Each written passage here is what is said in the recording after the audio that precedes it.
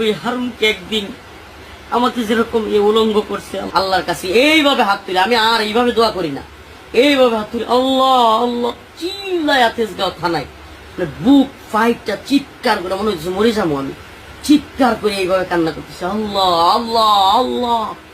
এক পর্যায়ে থানায় যারা 2টা-2:30টার সময় ছিল সবগুলো 2-1টা অফিসার আমার সাথে কান্না শুরু করছে। আমার কান্না দেখে আমার মানে কি বলবো আপনার, ভয়ঙ্কর চিৎকার আর কান্না। আমি আল্লাহ আল্লাহ এইভাবে হাত উপরে এইভাবে তুইলে কাঁদতেছিলাম চিৎকার করে। আমার মনে হয়েছিল আমার আল্লাহ ছাড়া কেউ নাই, আমি এইভাবে কাঁদতেছিলাম আর ভয়ঙ্কর ভাবে।